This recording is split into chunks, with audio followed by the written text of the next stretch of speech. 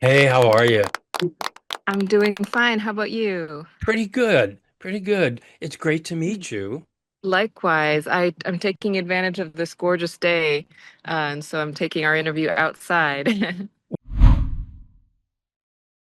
You went to San Francisco Conservatory Right. and then to Juilliard Mhm. after having been trained by your parents. Your mother trained you through the Suzuki method, Correct. and then your dad took over and I guess did traditional training.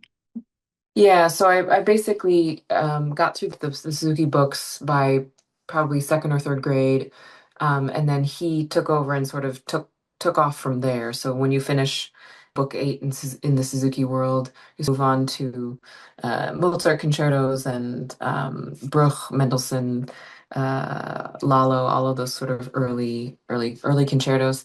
He was my teacher until I left for college. So my mom started me, and then my dad took me to the college years.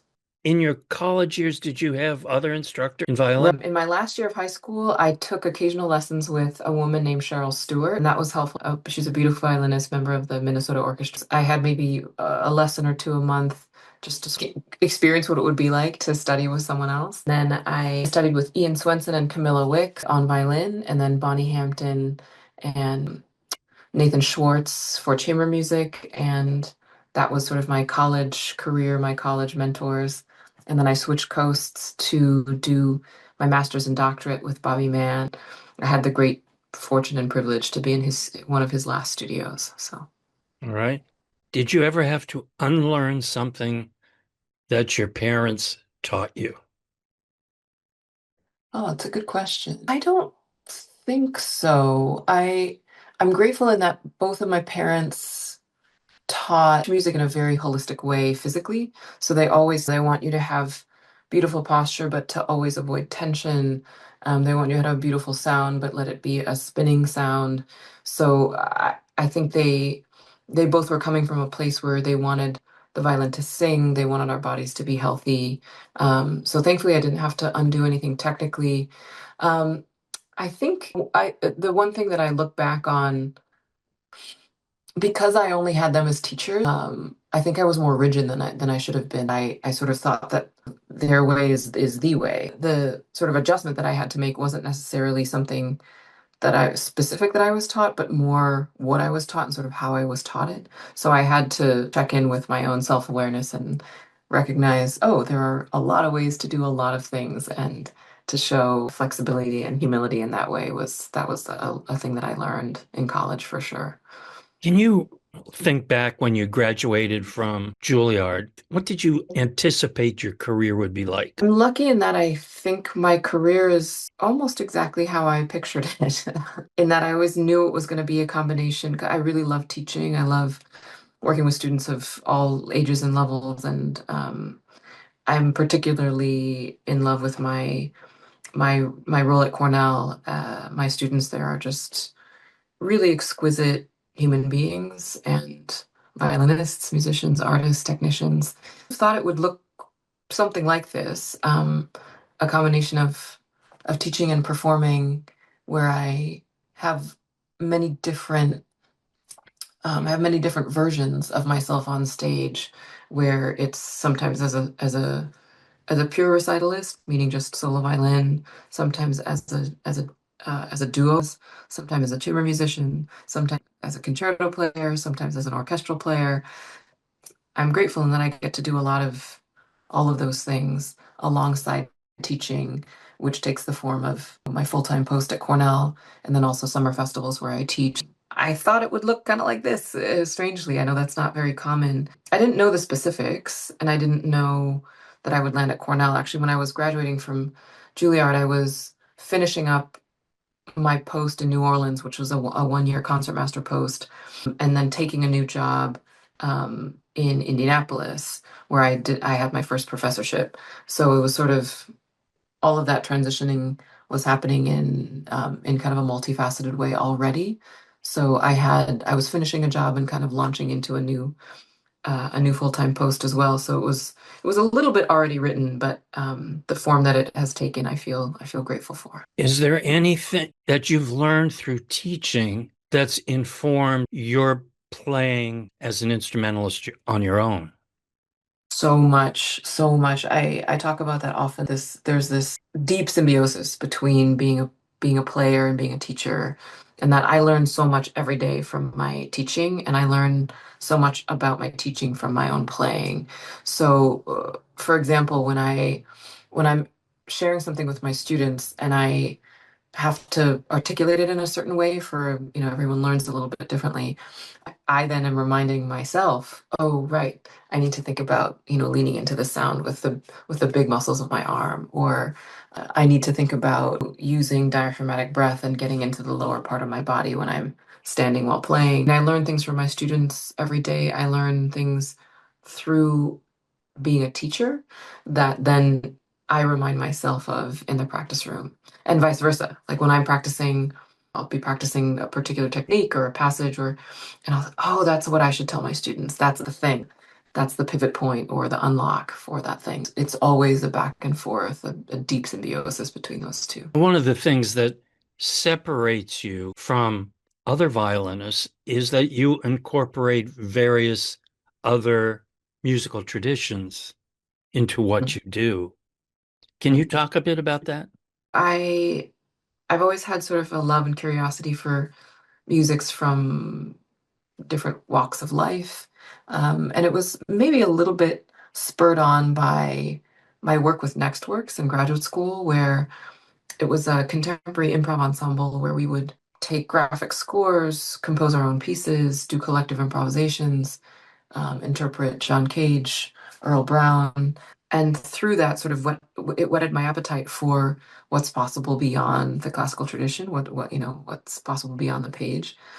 And then with my work with the Knights and my work with the Azuri Quartet, I came in contact with so many amazing composers and musicians from different corners of the globe. And I became interested in Asian music and in American folk music.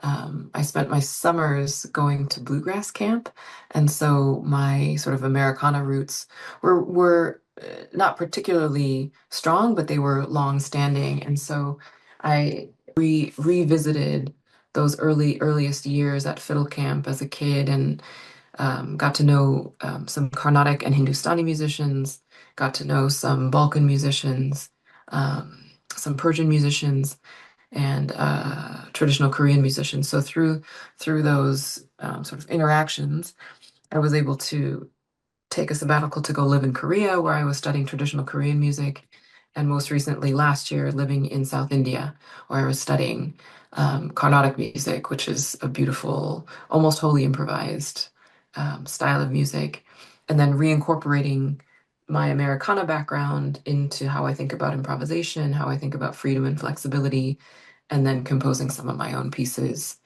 for solo violin and looper pedal. When you're trying to introduce improvisation into classical music, how do you do that?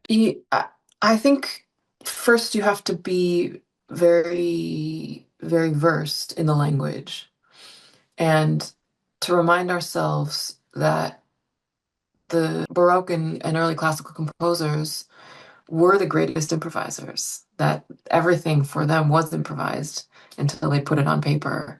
Um, Bach, Vivaldi, Mozart, Beethoven, they were all so creative and thoughtful about how they sculpted what they wrote down.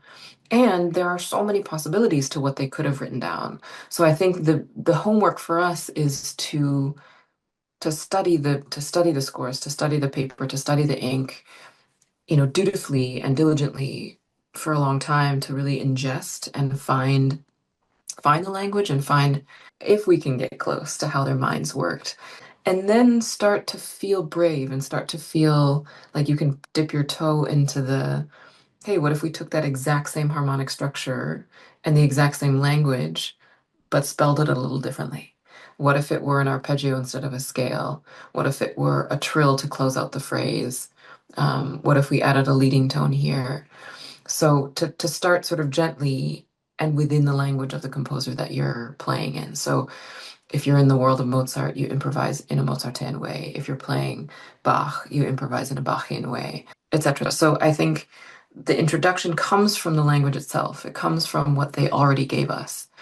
And I often introduce my students to improvising and composing through requiring them to write their own concerto cadenzas.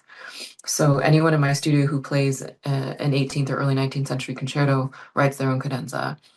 And at the beginning, it feels, for those who haven't done it before, it feels very daunting. They think it's a, almost an impossible feat. By saying, let's break it down. Let's look at the first four bars that he gave us in the exposition. Let's play that. And then let's play it three other times slightly differently. So instead of a chord, it's a single note.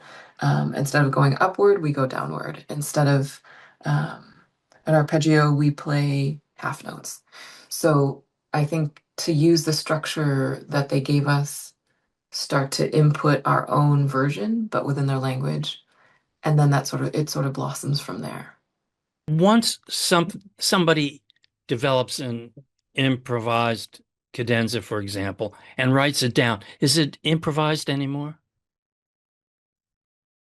It's a good question. I think so, in that it came from a spontaneous place. Once it's written down, one could argue it's written down. Maybe I'll ask a clarifying question. Are you thinking about, like, if someone adds an ornament or embellishment or does something slightly different to what's on the ink, if it's written down, is it different? Yeah. I think, like, for example, when I'm writing a cadenza, I my biggest tool is my voice memo app. So I'll play a phrase, I'll play it six different times, six different ways. And when I first started doing this, I always thought, oh, I'll remember that tomorrow. I never remember it tomorrow. So I use my voice memo app to capture, and then I'll timestamp stuff I like. So, okay, I liked the turn of phrase, or I liked when I went into the minor key at 2 minutes and 16 seconds. Once it's written down, maybe it's slightly less improvised, but the way I write is very shorthand. So it does actually change almost every time I play.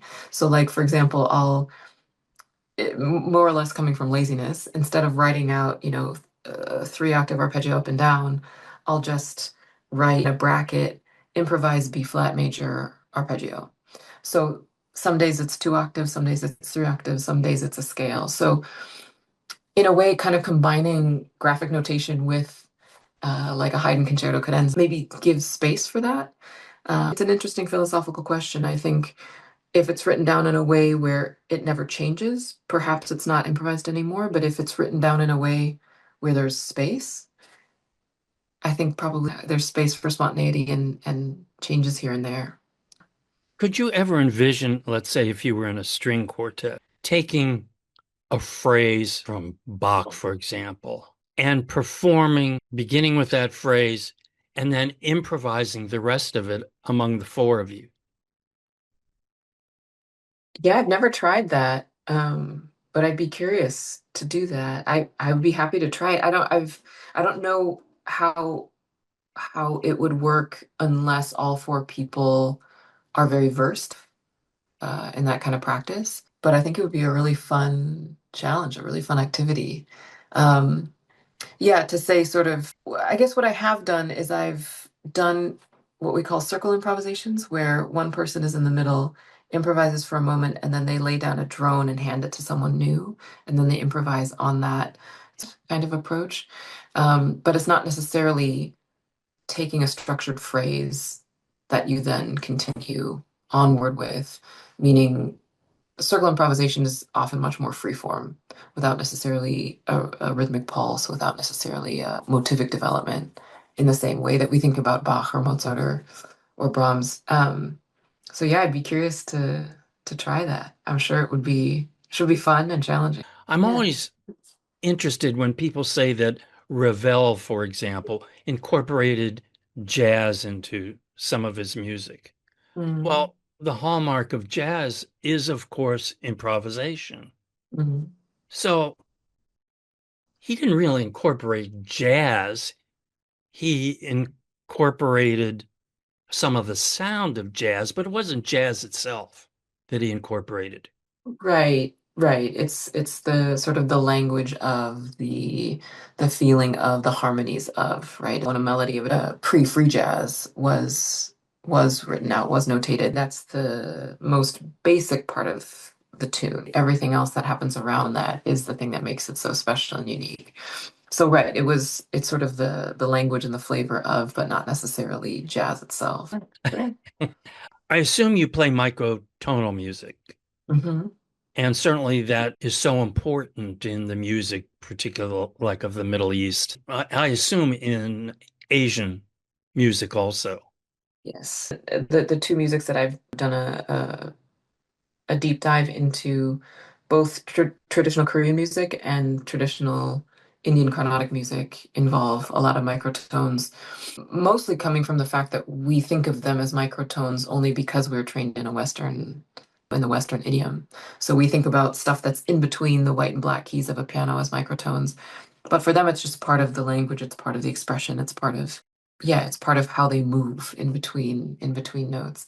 So yes, microtones, but I think it comes with the asterisk of it wouldn't necessarily be considered such in, within the languages that they exist in those Asian musics.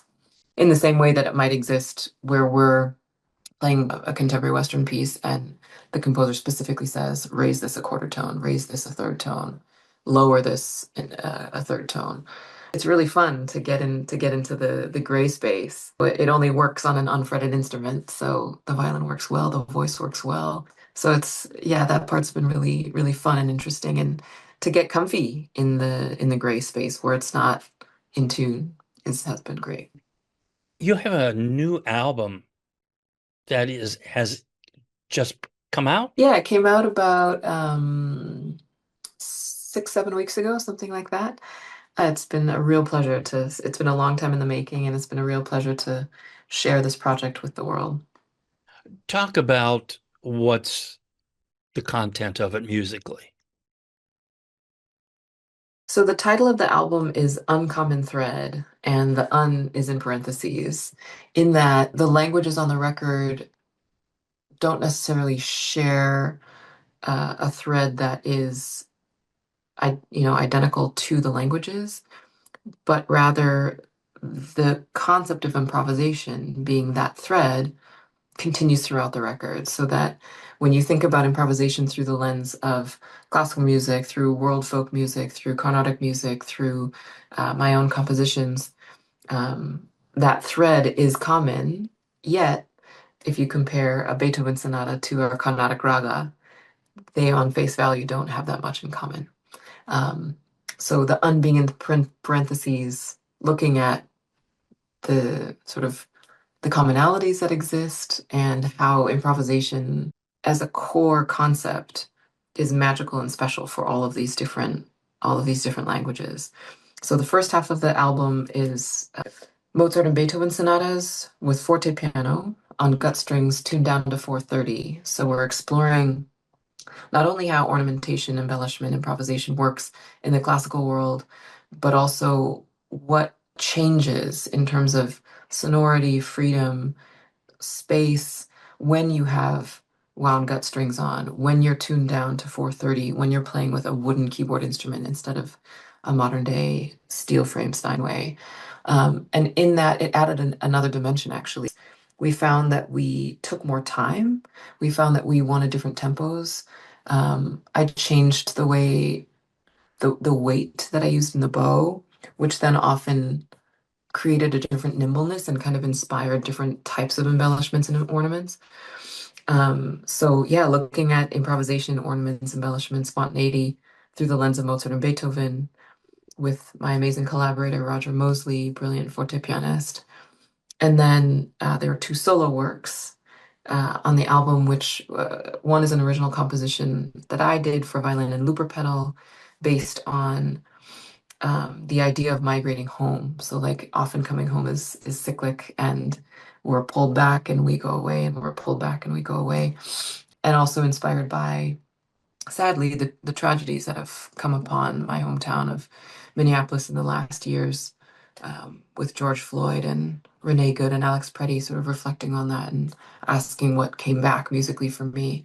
And then there are three pieces by Shane Shanahan, who's my collaborator for the second half of the record, brilliant percussionist, primarily a frame drummer, and then a Bulgarian folk song and a Macedonian folk song. So, sort of visiting different corners of the globe through these languages and exploring Carnatic raga and looking at how a raga unfolds during an alap, how you introduce the scale, how you introduce the gamakas, as they're called, the embellishments and creative moments. And then to have Bulgarian and Macedonian, there's a dance and a song to sort of just makes you think really creatively about harmony and about styles in from those parts of the world. And then Shane's music is a kind of a beautiful compendium. He takes inspiration from his background as in Americana, classical music, rock, jazz, Indian, African, Caribbean tradition. So he blends a lot of his training into his compositions. So they sort of have their own unique voice, but the thread that holds it all together is improvisation. That every piece isn't as it looks on the page and or is wholly improvised. If you were to give the CD or the MP3, whatever, to somebody, Mhm. how would you direct them? How would you suggest that they approach the music? Because it isn't like popping in a whole album of Bach or Mhm. Boccherini or whomever. It's like listening to contemporary music. Sometimes you have to approach it differently as a Yeah, you listener. need a bit of a roadmap. Yeah. It's an interesting question because when I was deciding how the track order was going to be, there was a time where I actually thought that I wanted to create the record basically on shuffle. So it would be like a movement of Mozart, a Macedonian folk song, a movement of Mozart, a Carnatic raga, a movement of Mozart, Shane Shanahan, a movement of Beethoven, Migrating Home, a movement of Beethoven, Bulgarian. I thought about the sort of what it would be like to mix and match and have it be kind of a tasting menu. We ended up settling on this sort of A and B side, quote unquote. We did do a vinyl, but it's actually A, B, C, D because it's so much music. So the A, B side is Mozart, Beethoven, and the CD side is the world folk music and my pieces. So I think I would probably start by asking them what what they gravitate toward, because often it's some people are both, but often it's, oh, I would gravitate to the B side, or I would gravitate to the A side. So in that case, I would say for the A side folks, start with the B side. And for the B side folks, start with the A side. And then go to the thing that you're more familiar with and see if you can, because I think mindful listening is hard. It's less common these days, right? Like the days of, I mean, it even predates me where people like sat down and listened to a record groove to groove. People don't quite do that anymore. Almost everything's digitized. A lot of people listen automatically on shuffle. So I would say if people gravitate toward one area or the other, I would send them to the opposite and then have them go to their more familiar space second. If they're feeling kind of neutral about it, I would tell them to put it on shuffle. To if they're listening to the CD, to skip around and to not even look at the back of the record, but to say like, all right, I'm going to track 8. Okay, I'm going to track 3. Vinyl is a little bit harder to do that because you do have to kind of let it play out, which is kind of special in that, you're I love that the vinyl is like you listen to the whole Mozart sonata and then you turn it over and then you listen to the whole Beethoven sonata and then you switch records and then you're sort of transported into the world of South Indian music, and then Shane's music, and then my piece. And so I think it can be done in a lot of different ways. And I hope and I always encourage people to do the mindful thing, to like sit down and say, all right, I'm gonna intentionally listen to this full 7 minute improvisation or this full 8 minute Mozart sonata movement. and just really take it in and kind of think about, if you know the music, what's different about what you typically hear, particularly classical stuff. And if you know the Macedonian and Bulgarian folk songs, what's different about how you might have sung it or danced it. So yeah, I think it can come in different ways, but I would say go to your less comfort, your less comfortable place first, and then go to your comfy place. And or if you're feeling neutral, hit the shuffle button. It Over what period of time did you produce the recording? was a long time. The kernel for this record got planted about 10 years ago, actually, when I was first working with Shane and Roger, and we were exploring this idea of improvisation and kind of immersing myself in the world of historical keyboards and tuning my violin down and gut strings, and then working with Shane on his music. So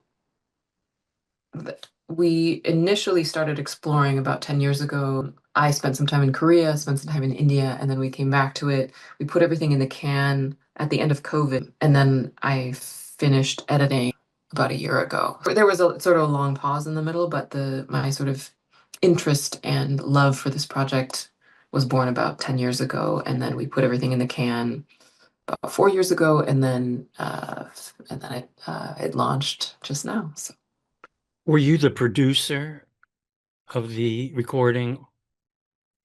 more or less. So Leszek Wojcik, who did the engineering and initial recording, he's incredible in that he'll make uh,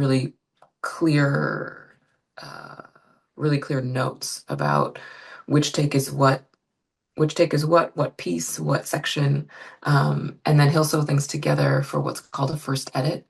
But then after that, I did all the sort of uh, editing and production that got it to where it is now.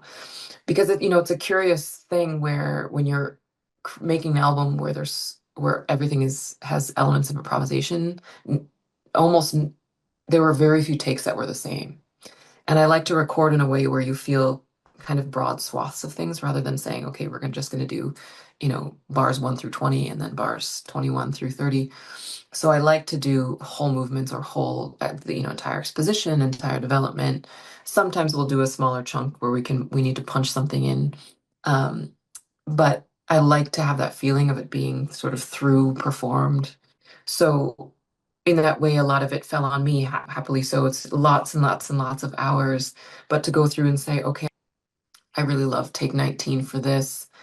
I think we should pair it with take 22 for that. I sort of took it from there, and then Lesha, he did the actual the nitty-gritty, moving things around. And then I had two great masterers who did the sort of digital CD and then the vinyl mastering that then took it to physical media. It was a many hands-on process. Sean Dixon and Alan Silverman were our mastering engineers. I understand you just got back from a trip. I did. My husband and I, while we were living in India, took a 6-day trek up into the high Himalayan mountains right near Tibet and met this incredibly sweet, gentle, magical dog. She's a village dog. And we spent the last several months working on adopting her. And we just went back into the Tibetan Himalayas to retrieve her. So she just came home. And after my festival in Italy, I had a festival in Italy where I performed. It was a kind of a crazy week of concerts. I played the other Mendelssohn concerto, the D minor, which isn't very often done, and then Bartok Contrasts, Stravinsky L'Histoire, and a new trio by Glick. And then from there, we basically took a detour back to India to adopt our pup, and she's now home with us. She's been here for about a week, and she's just a total delight. She didn't turn out to be a brat once you got her home. She No, continued to. she's just the best. We can't believe how lucky we are. So That's yeah. great. And thank you Yeah. for rescuing her. Yeah, well, she was doing fine. They're all sort of looked after collectively by these Buddhist villages, but it's sort of like she chose us and we fell in love with her, so it was sort of meant to be. Yeah. Excellent. What's her name? She didn't have a name, so we called her Trico because she's tricolored. So she's Trico Lamatang. Lamatang is her home village. So Got where it. she sort of has two names, yeah. All right. Excellent. Well, Well, thank you so much. you Enjoy your bet. afternoon. Thank you. Okay. Appreciate it.